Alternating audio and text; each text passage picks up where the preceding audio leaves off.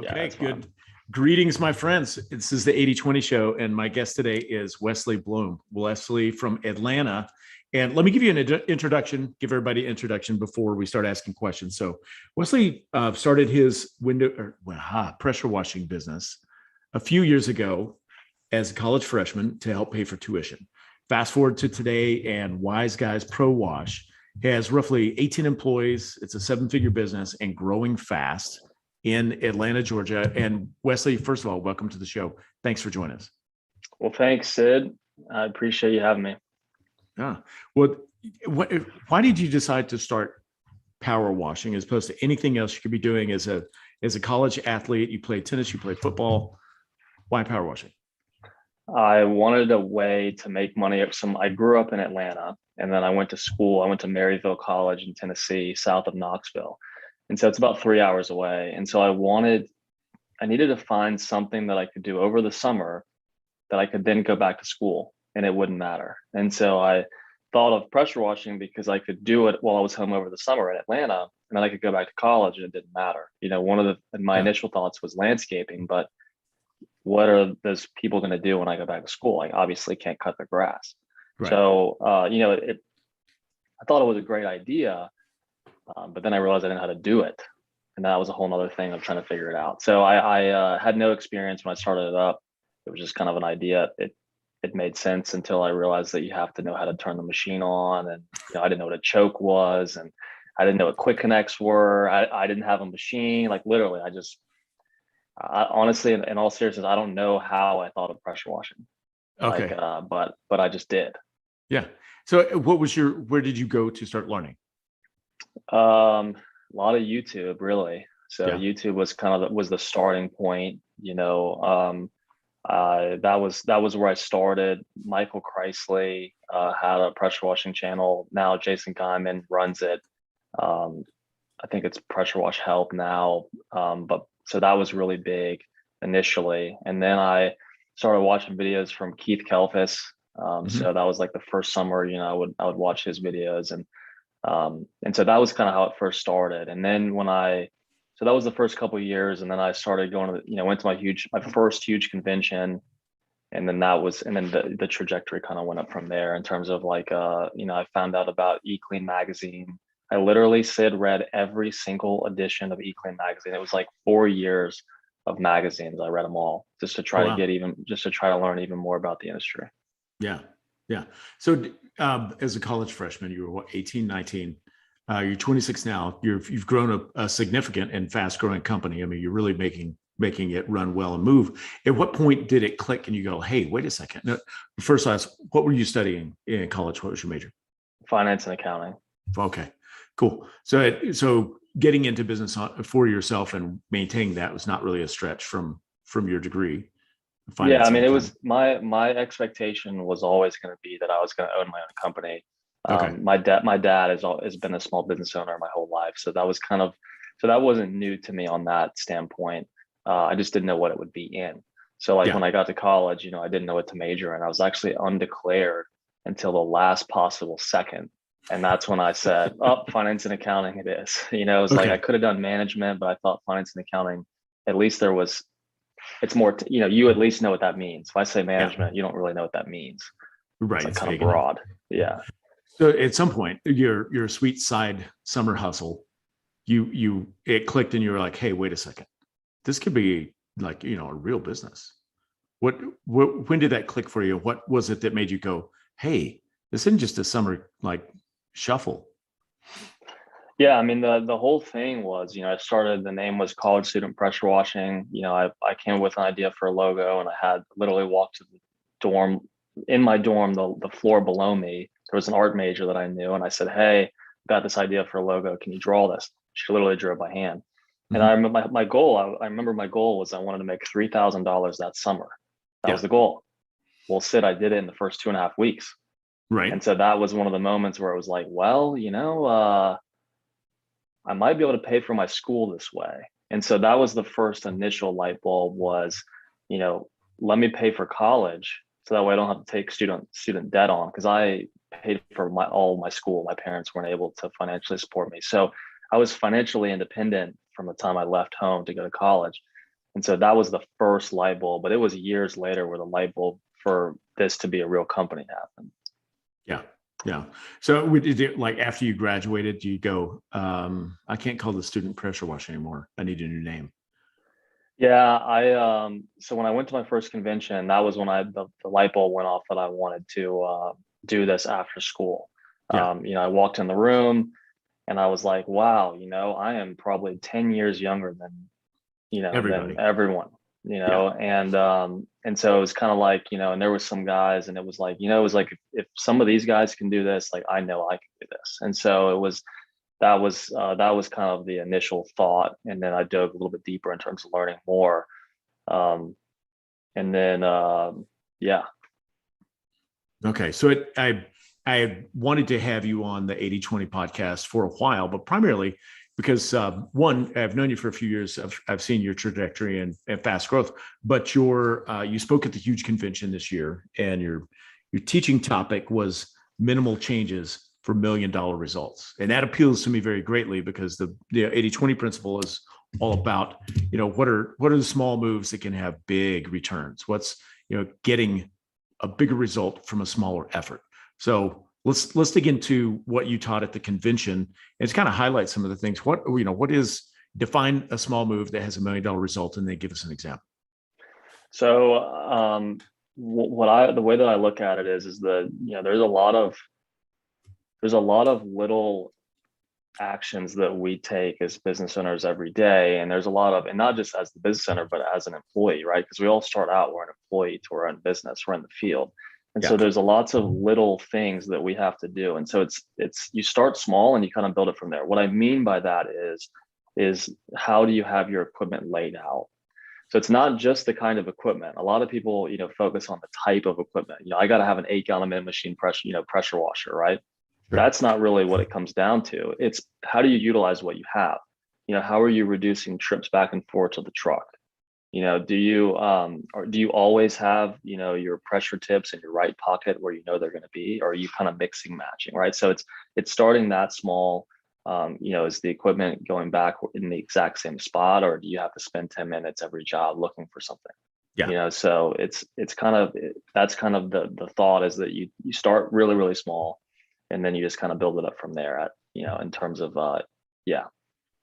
Okay. So it sounds like, focus is largely on, everything has a place, and there's a place for everything. Everything is placed, but also ergonomics. So you're not duplicating effort by, trekking back and forth from the truck 3 times when you could do it once. Yeah. There's a book called 2-Second Lean. And so, the general concept is going lean. And so, it's really easy to go lean when you're manufacturing, because that's kind of where lean came from. Is that it came from, Toyota invented it, the company, the auto company. And so it's really easy from a manufacturer standpoint. So what I talked about at the huge convention was, how do we apply it to us in terms of in our industry, and the fact that we're not producing anything, we're a service. Yeah. Well, let me give you an example of something we did years and years ago, but I want to take it onto that. It's a macro level, and then let's go micro. So I used to have a power washing window cleaning company just outside of Tampa, Florida. We got a big contract to power wash 54 bank branches quarterly, and it was a little over my head, but I had the equipment, although it was junky, and I would show up to power wash a drive-through, at this bank. It would take me 45 minutes to set up because my hoses were all rolled up. They're in the back of a trailer, but I get them out. And I was really good at rolling a hose, but 45 minutes before I could crank the machine and get rolling. And after doing about 4 of those on a Saturday, I was like, I can't do this anymore. So I bought an open trailer, like a landscape trailer, and bolted my hose reels on the side. I had a water hose, I had the pressure hose, and literally my setup time went from 45 minutes to 4 minutes. And like 4 minutes after I put it in park, I'm cleaning. And I mean, that, times 54 branches, it saved me a gazillion hours. So that's like a larger, for a technician, that's a larger or more dynamic change. But you were talking about stuff at the convention and afterwards, like something as simple as organizing your tool drawer so everything has a foam fitted spot. Now, for a change like mentioned going from hand rolling your hoses to having a hose reel. That's pretty obvious. But how do you quantify the benefit or the time saved or the increase in productivity from organizing your tool drawer? So it all comes down to one easy concept. This is from Paul Akers, the author of 2 Second Lean. Is that, when everything has a place and it's in its place, then work can be fun. When you can remove the struggle from work, it can be fun. That's basically his whole thing. So, the struggle comes from, there's lots of different aspects of struggle, some of which we have control over and some of which we don't have control over. We might not have control over a tool breaking, but we do have control over the fact that it is where it's supposed to be. We don't have to look for it. And Yeah. so that is, it's the peace of mind that you get when that's the case. That's really what it is usually. And a lot of it is, it's like investing. You put a little bit more time in the front end, and then you don't have to deal with it again. For example, this time last year, I went through our warehouse and I looked at every single item that we have in the warehouse. And we have a 5,000 square foot office, 3,500 square foot warehouse. So it's not small, it's not huge, but it's not small. And so I'm talking every single fitting, every pressure tip, every fitting. And it was like, do we need this? What for? How often are we going to use this? And so I eliminated so much stuff that I paid for. And you could look at it as like, oh, well, that's wasting money. But really, we're talking about, fittings that cost a couple of dollars that we may or may not use. And I didn't even know where it was. So it was kind of like, I was probably going to have to buy it anyways. It's Yeah. like, where's that fitting? Oh, I don't know, man, I got to go to Home Depot and now I'm wasting time going to Home Depot. So I went through that, created a spreadsheet that had every single item, the name of it, where do you buy it from, the link, how much it costs. And then I also determined how many did we want to have on hand. And then what I figured from that was, what's the reorder number? So for example, if we have really when part of this happened was when COVID first started. And I was freaking out, I'll be honest with you. I was freaking out. And I walked into the warehouse and I had probably 20 100-foot pressure hoses on the shelf. Mm-hmm. And each one costs, $150 or whatever. Yeah. And I'm like, that was like the moment where it hit me when I'm like, I've got this much money in hoses, like why? And so it was because I was worried that I was going to run out of hose and that we were going to need it, right? But that was because I didn't have I didn't have anything in place. So basically with the spreadsheet, everything was, written out. Then I went through and numbered every single bin, every shelf that I would go on. And now the way it works is that if you're only certain people have access to like the area, to our storage room where we have all the fittings, stuff like that. So me and my operations manager, when one of us goes in there and we remove, let's say we're supposed to have 500-foot pressure hoses and the reorder quantity is 2. When we get to the reorder quantity, we just pick our phone up, we pull up this app that we created for our company, and basically it's done. And so it's like, we never have to worry about running out. So therefore we don't need to stock all this inventory. Right. You don't have to stockpile a warehouse full of toilet paper because No, it's kind of like, Amazon, I mean, look, you can get an Amazon business credit card, you save 5% on all your purchases and it gets to you in 2 days. Yeah. Why not take advantage of that? Yeah. 100%.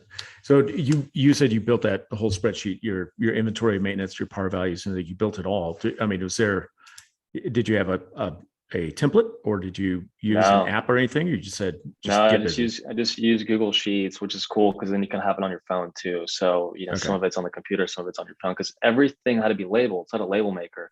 And so I did all that for the warehouse. And so to put in perspective, I have not ordered a single piece of equipment all year. Yeah. My operations manager has done it. I haven't had to answer any questions. Where do you buy it from? How many do I buy? None of that. It's all taken care of, right? So it took me a long time. Like we're talking probably 2 weeks, to be honest, to get it all set up. Never have to do it again. Haven't done it at all. And so what I've done this week is I've actually we provide breakfast to our employees, as well as we provide breakfast, water, cereal, breakfast sandwiches. Oh, like always? Stuff. Like Oh it's yeah, always like available every day. Oh, always. cool. Yeah, like Yeah. Pop Tarts, granola bars, fruit, all that stuff. And so, but there wasn't I didn't, when I did the warehouse, I didn't do that stuff. And so it was like, again, it's like, when do we place our orders? You know, when we think we run out of something, and then you order too much, and then it's like, you don't feel like it's done. And so this week, I did it for the office supplies and the food and for our employees, Yeah. and it's taken me 3 days, and it's done. We're going to use Instacart. It'll be once a week. My office assistant will go, and they will look at it, make sure there's this certain number of items. It's really kind of changed the way I've looked at things, because I always went to Costco growing up, but it's like sometimes it doesn't make sense to buy something in bulk. If I go to Costco and I buy 48 yogurt cups, and half of them go bad before we can get to them, and am I really saving any money? Yeah. Yeah. Maybe not. So Okay. So there are 24 guys listening to this right now that they're going, Wesley, can you come to my warehouse? Can you set this up for me? Did you find out, like, did you enjoy doing that? Does that no, end up being a skill of yours, or are you just like, nope, just going to grind through it? no, I'm not going to say that I really like it. People think, well, even my own employees think that I'm OCD, and I'm not. I'm not. I mean, I'm pretty messy, actually. It's really more of the intentionality component, to it. That's really Yeah. how I see it. I want to be intentional. And not only Sid, the big thing that people forget, if you were to come to our facility, you would see visually, okay, wow, like, it's clean, everything has a place, everything is put away, nothing's on the floor. And so it's like, it's a visual indication that this is for real. Yeah. And so there's a lot of like little issues that we don't experience because we're setting the tone that, like, this is the standard. And so, it's like, which, again, so that's another thing as well. So no, Sid, I don't really enjoy it. I just see the value in it. I put the time into it to get it done. And yeah, I would have no desire to do this for anyone else. Okay. Hold on. I'm making a note, and I've got a question for you.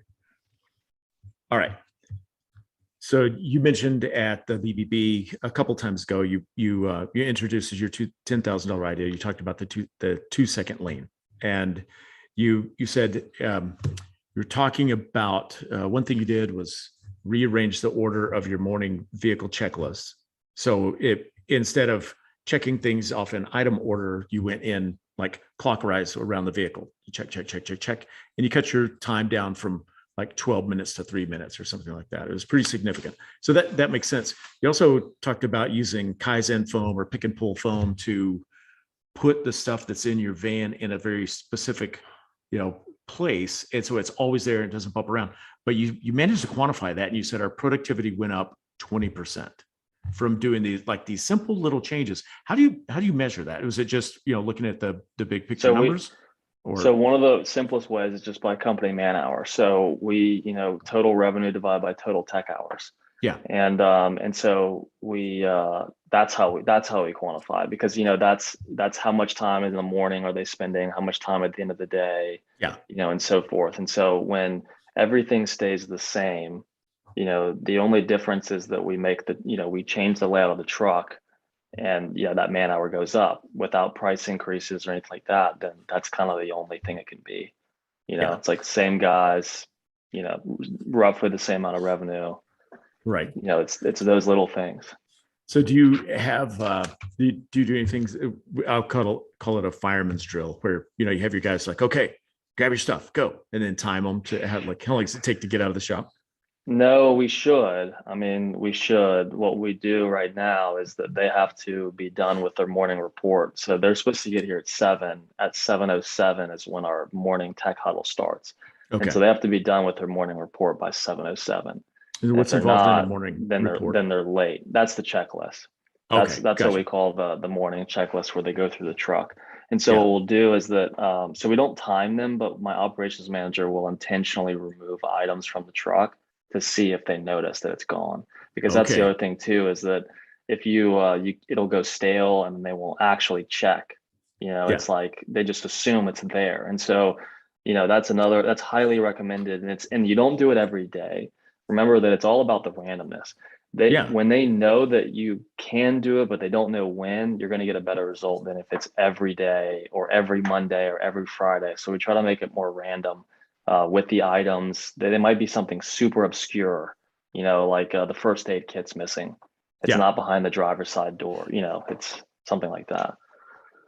Okay. Okay. We tested it a couple times. Once we get our system set up, they're like the gold standard for us is the guys, when the time they walk in the door till they have their equipment and they're driving away can be 4 minutes. It's like 4 minutes. Now we don't have all Like the that. equipment you guys do. It's just we only do window cleaning, gutter cleaning. So our setup's pretty basic. But like really, if they follow the checklist at day's end, the next morning all they have to do, walk in, hit the button for a cup of coffee, grab their caddy, stick it in the van, come back in, grab the coffee, and leave. Yeah, I mean that's something that we probably should do is time it from that standpoint too. We had a little bit of an issue where our morning huddles were going longer than they needed to be, so we implemented a layout, a structure, and we have a timer that goes off.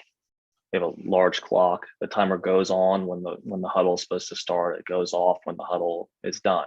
Okay. And so, but in the huddle, a lot of it is like role playing with the technician, stuff like that. It's not really so much announcements because we can do announcements whenever.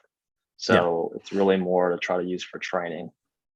That's cool. So did you check, Paul, 2 Second Lane, can't think of his last name. Paul Akers. Paul Akers.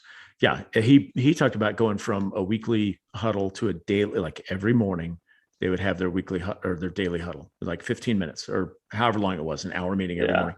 And somebody, from the audience, I was watching one of his videos after you recommended it. And they're like, how can you possibly do that? That burns up so much time, like an hour a day. And he casually replied, we get more done in 10 hours than you do in a week. And it almost sounds flippant, but it made me real. I'm like, oh, this guy's serious. He's not being a jerk about it. Like you really can. So that's the order of magnitude of return on the investments that seem small, but they're little bitty things that you continue to do, Kaizen, to get things in order to make it better and better and better and better. Here's my question for you. Have you experienced this, or what's your opinion on like how far can you go with that philosophy or that ergonomic design and stuff before you just reach the law of diminishing returns, so it's really not worth it? I mean, I think you can go pretty far. I do think that you can get to a point. There's a difference between obsessing and optimizing, right? And I'll be honest, like there is times when I will ask myself, like, is this really necessary? Like for example, we have a like to label the trash bags. So our trash bags are behind the trash can. You can't see it, but when you're changing the trash bag, you pull the trash can out, there they are. It's right next to it. You can literally just put it in. Yeah. And so, for example, this morning, and it's magnetic. So we labeled this magnetic strip and then we stick it to the rack. Well, it fell off. It fell in the trash can. And so obviously that's not going to work. And so I was like, well, how can I get this to stay? And so I hole punched the piece, and then I zip tied it. Yeah. Well, it took me a little bit of time to figure out how to hole punch it because it wasn't like a piece of paper. It's a little bit thicker in some spots where the magnet is. And so there's probably 4 hole punches in this one, thing. It doesn't, but I was like, do I really need to go to the label maker, print off new labels, cut another one of these magnetic strips no, roll with it. So there is a little bit of a balance between the two. It's not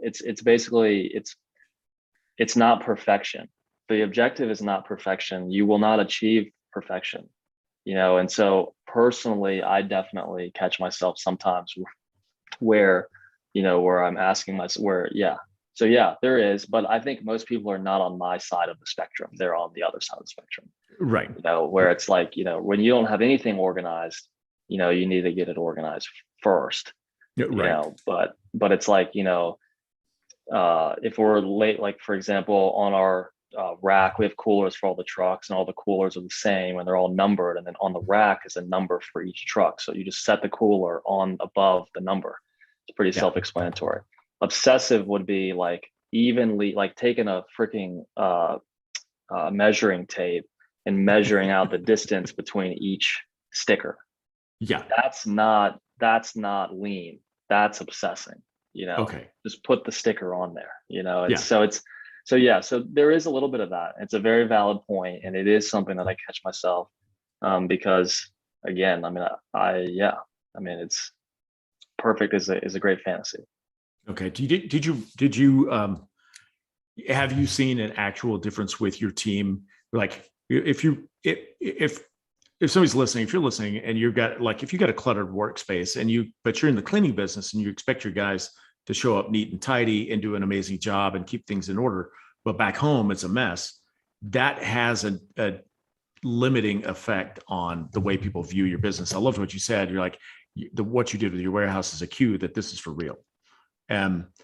Did you notice a change in the attitude of your team once you started building, like going Kaizen, running the 2-second lean across the board and getting your warehouse so in order that everything made sense? I mean, yeah, I think initially they didn't really understand, like, Mm-hmm. like, why is he doing this? Like, this doesn't really, they don't, and so initially, yeah, they were like, oh, I don't really understand what this is all about. But yeah, over time, once they start to see, the fact that they work less and make the same amount of money, because they're not on an hourly pay structure. Um, yeah, they like it. And remember, and also part of it too, in all seriousness, that a lot of the we implemented these changes as well as a few others, but the basic concept is that we're going to be constantly improving, constantly growing. Things are going to be changing, and it's like the people that we want in the company, they like that stuff. So a lot of the guys that when we initially rolled it out, a lot of those guys aren't with us anymore, and all the guys that we have now know nothing different than what it's all than Yeah. what it is right now. It's just Yeah. expected. And so I think that's part of it too, is that I don't even know if it matters so much about the guys that are there now. It's all the people that you bring on. All the people that you bring on, they don't know anything different. They don't realize that you just discovered 2-second lean and you just started implementing it. Right. Yeah. Right. In their eyes, it's always been like this. Yeah. They're like, that's just the way it is. Let's go. That's cool. So what's something else that small business owners usually overlook, or what's something small business owners can do, and we're to stay in the same vein, that is really often overlooked or underrated? So in my talk with the Huge Convention, I did not cover a whole topic that I wanted to talk about, and that is a concept called getting things done. The GTD is the GTD. abbreviation. Yeah, it's a book, Getting Things Done, by David Allen. It's not an interesting read. So, don't read it for, you're not going to read it for interest. You're going to read it for, application. And so it's a huge concept. In summary, what I think a lot of business owners, it's overwhelming. We have lots of things going on, right? Yeah. Especially when you're starting out, you're smaller, you're answering the phone, you're giving estimates, you're scheduling jobs, you're hiring, you're firing. There's lots of balls up in the air. And so you start to feel pressure, you start to feel anxious, you start to feel stressed. And so one of the things, one of the things that I've done this whole time, and I bet you it's the number one thing for my success thus far, is that when I think of an idea, I put it into an app, right? Always. Like, and so the idea is that um, humans are really creative and good at coming up with ideas. We're not good at remembering things. So let's Yeah. not try to remember things. Let's write it down. You can use a piece of paper, you can write things down. And so it's because once you have it out of your mind, you have it either on paper or in an app or electronically. You don't have to. I remember when I used to feel the way, like, oh, I know there's something I need to do, but I don't remember what it is. Yeah. And so I think a lot of business owners, that's how they always are. There's always something you're supposed to do. And so being able to have it kind of outlined, is huge. And so my organization skills is not just in the tangible side of the business in terms of with equipment and store, and stuff like that. It's also mentally with ideas, being able to, house ideas and and have that feeling like you're not forgetting anything, because you're literally not forgetting anything. Yeah. And so it's freeing, man. It's freeing. There's, I was thinking about it right now. I've got more things going on right now than in the history of the company, in terms of like, we're about to roll out employee benefits like health, dental, vision, 401k. We're doing all that, right? We're going through the whole process with all these different people. So Yeah. we'll start offering that. We're changing the website, we're building a new website. We are all kinds of stuff, right? And so it's like, but I feel fine because it's all written down. Not going to forget it. Yeah. It's there's a process in place to think. And so I think that small business owners forget to think. They're just Yeah. doing. You're just reacting. You need to be proactive too. And so it's kind of like it's like one of my favorite, the way that I like to live my life and the way that I like to run the company is that I'm into sports. As you mentioned, I played sports in college. The way that I want to live my life and the way that I want to run my company is that I look at business as a game. You can win and you can lose. Well, I want to play the game of business trying to win, not trying not to lose. And so it's with, that's the big thing for me is that because I think a lot of people run their companies trying not to lose. Yes, I agree with that. Here's a question for you. So usually, the a small lever that moves a big, like they say, big doors swing on small hinges, or small hinges swing big doors, whatever. It's like you can make a small change that has a dynamic or a very large impact. So I find that most of the time, the thing that has the largest impact for the smallest amount of effort is just changing the way you view something or changing a 100%. belief. So change of beliefs. Can you recall a time that your believing shifted and then shit that used to be really hard just became easy for you? That is a good question. I feel like it happens so much. I feel like there's every part of the company. I used to think it was so hard, and now I don't think it's hard. And I think so I mean, I can tell you this, even to this day. I mean, I'll be transparent. We're going to be there's some months next year where we got to do 300,000 revenue. Yeah. And we haven't done 300,000 revenue. And and I'm looking at the budget, because I started our budget for 2022, and we're going to pay almost $1 million in payroll next year. Right. And so it's like, but that's exactly how I felt last year when I was building the budget for this year, right? Is that I looked at the numbers and I was like, wow, these are really big numbers. How in the world can we do this? Yeah. And then you realize that it's one truck, one more truck, two more trucks, whatever, so I can't think of anything like, off the top of my head, besides that of like, so what I do is I have a board next to me, a calendar, and I write down our monthly revenue goals for each one. And I see it every single day. And so I'm looking at it right now, and none of these months really look that scary at all, because they're done. This is looking backwards. So you did it already. Yeah. It's like, I'm looking at it and it's like, I remember when I wrote the goal up and I thought it was terrifying. Right. Right. And so you start to get familiar with it and it's not scary anymore, and then you're like, yeah, like this isn't that big of a deal. So yeah, I 100% think that perspective and, so I think you're talking about small things having big results. I think the mindset starts it off. It's the mindset, it's investing in yourself. That's where it all stems from. So what would you suggest for somebody? Because we hear it a lot and people are like, well, what's the key to success? And blah, blah, blah. And they go, mindset. It's mindset. So how do you change your mindset? Where do you go to develop your mindset? Audible, right? I mean, it's like, but Sid, that's $22 a month. I don't have $22 a month. It's like, yes, you do. We all have $22 a month. That's 2 books. If you don't have that, then you go to the library and you get the audiobooks that are for free. Right. So I think that's what it is, Sid, is that I've read 3 books in the last 3 days. Yeah. I'm not even joking. Now, this isn't every single week. I'm not going to act like it's every single week, or it's not. But literally this week I've finished 3 books, and I'm halfway done with another one. So tomorrow will be the 4th day. I'll finish 4 books. And so it's like, that's where it starts from. So I think that, reading is a good place to start. Mhm.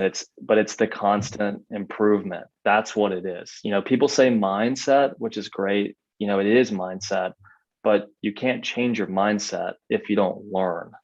That's what changes your mindset. And so, the way that I look at things is the constant improvement component of it. That's what drives me, man. Let's get better. How can we get better? What every single component can get better. So it's that's how I look at it. Yeah. Well, there's a truism that sounds dumb, but it's somebody says you don't know what you don't know. You can't, because you just don't know it. But then that's why you read, study, learn, push yourself to learn more. So when you read a book, whether it's you're reading an actual book or it's an audio book, do you read it to get all the information and try to master the concepts of the book? Or do you just do you read a book that's specific? Like, I need to know about customer service, training my people. So I'm going to read a book about customer service, and you learn 1 or 2 salient points. And you're like, put the book down, implement the things, train the people. Do you go, this is a business book that everybody says I should read? So you try to read and understand the whole thing and do it all. So what I do is that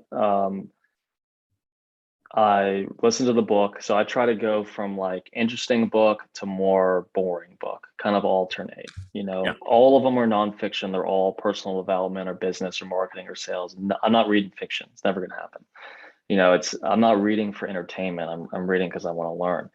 And so that's one of the things that I recommend that someone does is alternate. There's some books that are more entertainment value that are more motivational, and there's some books where it's more tactical.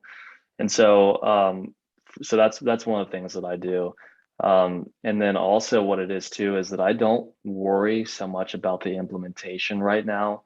What I do is I listen to it, and if I get an idea, which usually it's what happens, is that I'll get an idea of like, oh, we should do this. I put it in my phone. In the app I use Todoist. That's the to-do list platform that I use. And I put it in a project called Shelf. So we have a operations shelf, marketing shelf, finance, admin. And so I put it there. And so I don't have to have the stress of like, oh, I don't want to forget that. I don't, it's on the shelf. And so the way I look at it, Sid, is that we want to constantly be moving things off the shelf. It's like I might learn something in a book that's a great idea, but that doesn't mean that it's the best thing for us to be doing right then. Sure. There's a difference between urgent and important. And so I don't think that really, usually when I'm listening to books, it's not to solve an urgent issue. It's really more to from a long-term standpoint of how to improve processes that we have right now. So no, I don't like read and then implement right away, which again, that's probably the better way to do it. I'm just being honest in terms of how I do it. Yeah. So do other people on your team have access to your shelves? Yeah. You stick it on there, somebody else can take it off and look at it. Yeah. So my management team has access to all the different shelves. And so and that's actually like I had my weekly meeting with my operations manager today, and we sat down, we looked through the shelf, and it was like, yep, that's done, that's done, that's done, that's done, that's done. We knocked out probably 15 tasks that we'd finished since the last time we reviewed the operations shelf. Oh yeah. And we took about 8 of them, and we were like, and so he's tackling those right now. So next week when we sit down on Thursday, there's about none of these are huge monumental things, but they're things that could have a big impact. Policies, things like that we can implement. And so he's going to go after those. One thing I do though with my team is Audible. So my operations manager is actually on my Audible account. You can have a family account. And so he's one of my family members, so he has access to all the books that I've bought. So it's like 300 books. Okay. And so the expectation is like right now he's listening to how to win friends and influence people. He started that book today. He just finished E-Myth, and that was really big for him because he came to me and he was like, I've never, because he's been reading books since I hired him. It's an expectation, Sid. If you don't want to learn and grow and get better, then you're not going to work here. You don't want to work here. Like my sales guy, He's read in the last 3 months, he's read 6 books. He just joined a not a book club, but like it's like young professionals who want to like get, whatever. And so they have a list of 100 books that you should read before you die, is what it says. Yeah. And I looked at them and I said, before you die, I said, we could read these books in the next 2 years. Yeah. And so today he came to me and he said, yeah, they wanted me to they want me to pick 3 books, and they want me to finish those 3 books before the end of the year or something like that. And he turned to me and he said, I want to finish those books, like before November is over with. Yeah. And so that's when you can tell that the mentality, they're starting to, so yeah, you could look at it as brainwashing, because that's really what it is, just positive brainwashing, And so so I have an Audible account that my operations manager is on, which is mine. And then I have another account that I have about 3 different people that use, which is, my sales guy and, crew. Like there's a guy that basically we're trying to move up in terms of like, he's like a crew leader. We want him to be in more of a managerial role. And so they're on the same, they don't read the same book at the same time. And, sorry, Amazon, for not buying another account, but it is what it is. That's okay. You're making up on volume of all the books that you buy, so they should be fine. Would you go back over? You touched on it really quickly, but just there are probably some people that are listening. They're like, what did he say about Todoist and the shelves that you have? What are the 5 or so? What are the shelves that you have in your Todoist? So I've got finance, operations, sales, marketing, and admin. So that's 5. So I've got 5 different shelves. I started off with 1 shelf though. I just had 1 shelf.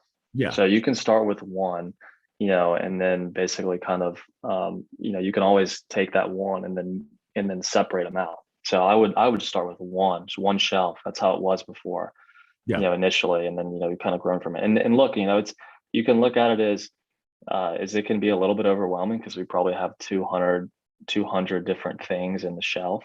300 maybe, but ultimately you could look at it like that, but there's never going to come a point in time where they're all done, unless we don't want to grow anymore, which in that case we're, it's kind of like you're growing or dying out here. There's not really much, can't really stay stagnant in our industry, really any industry.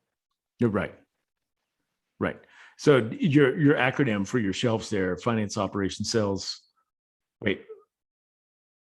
whatever. I wrote them down, and the acronym is FOSO. It's almost for sure.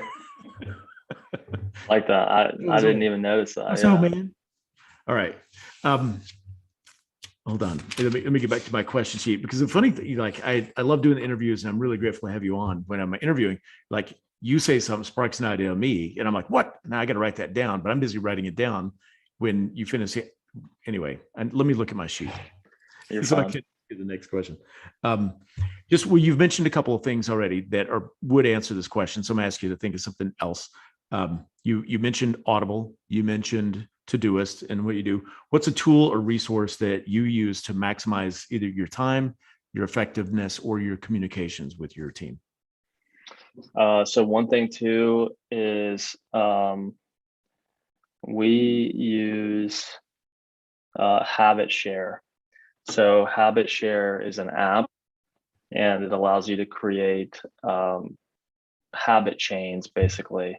And so my operations manager there's things that he has, and you can see basically if the other person's doing them.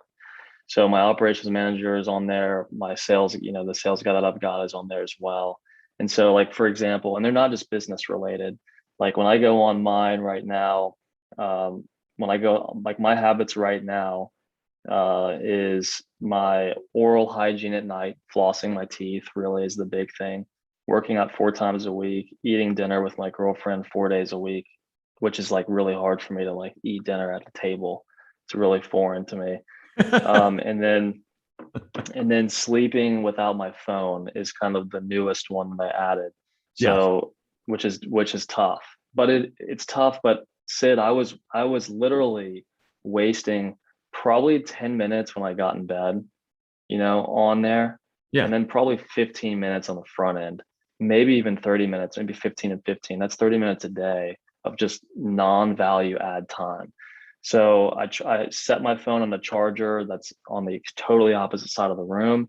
And so, yeah, so what Habit Share does is it allows, it's not just that I want to do these things, but I want there's some accountability. Accountability. It's like, I don't want like, because any of them can go on here and see like, wow, Wesley hasn't worked out in the last 2 weeks. Like what kind of leader is that? You're And right. so it drives me to to perform, because ultimately, Sid, as it gets a little bit, you're kind of on an island to a certain extent. And so it's one of the things that I do to kind of keep myself going is that, yeah, when they look at it, I want them to see that I'm crushing it. Yeah. Okay. So before we get ready to wind up, the next question, or maybe the last question, we'll see where this goes, but relates to finding purpose.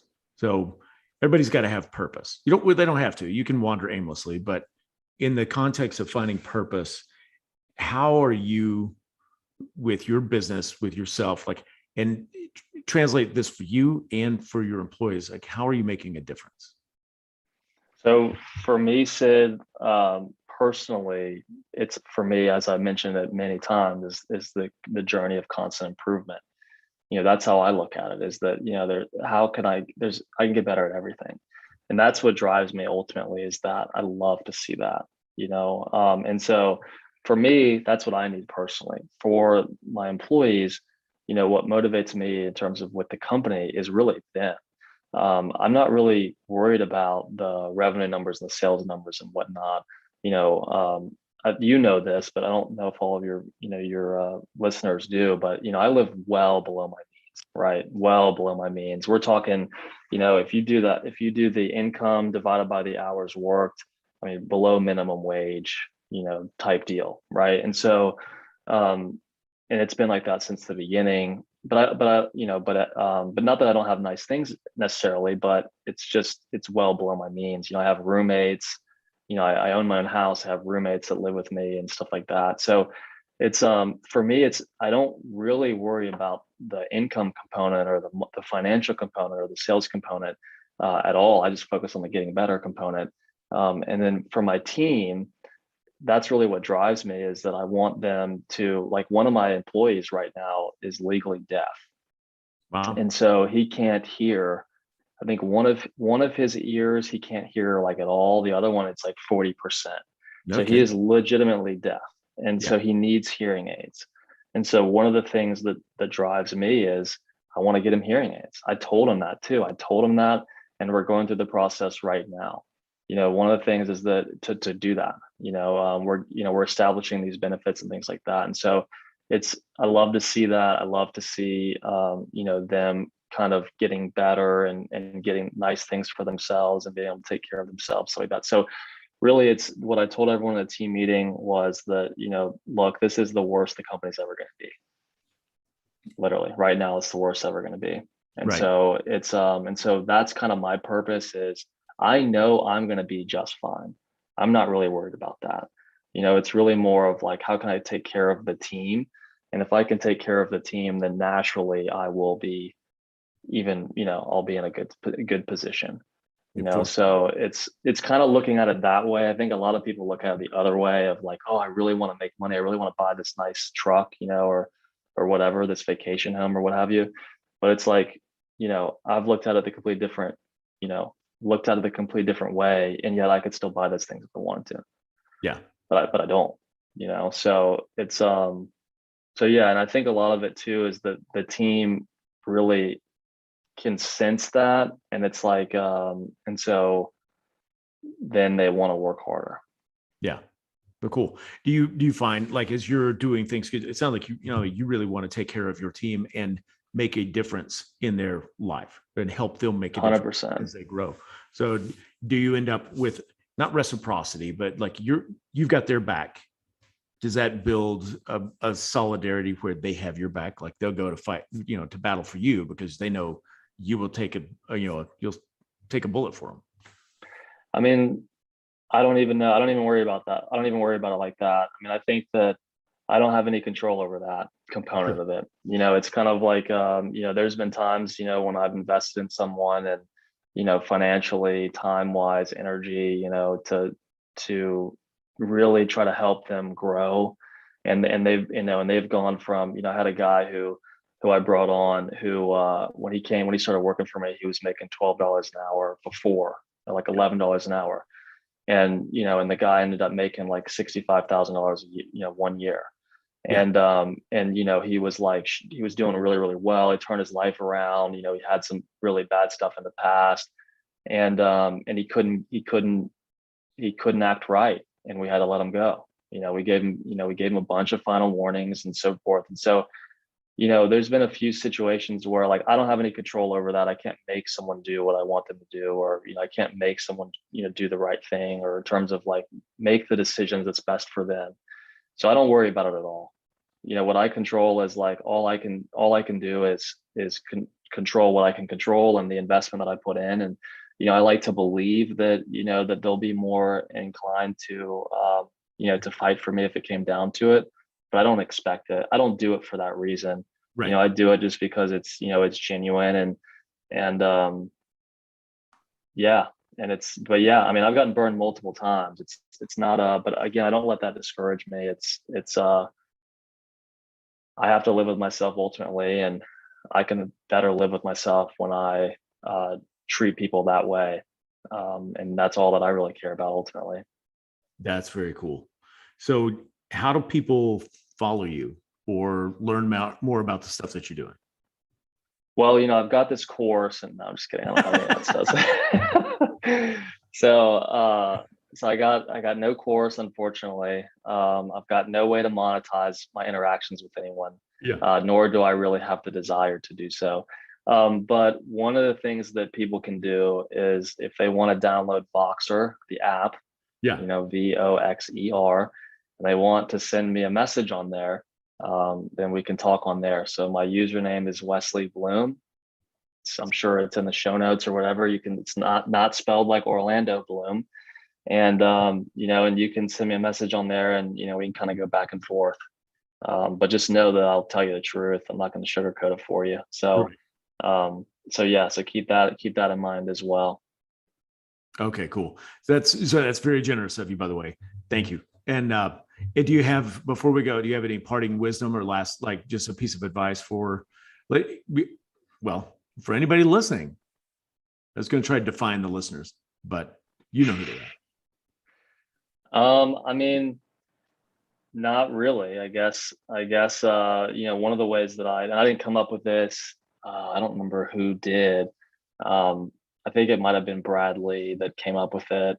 But basically, that your life is a collection of the decisions that you make, and so it's kind of like, today, whether you're going back to work, or whether you're going to decide whether or not you're going to the gym today, or whether you're going to decide if you're going to eat that dessert or whatever. It's like, you are those decisions.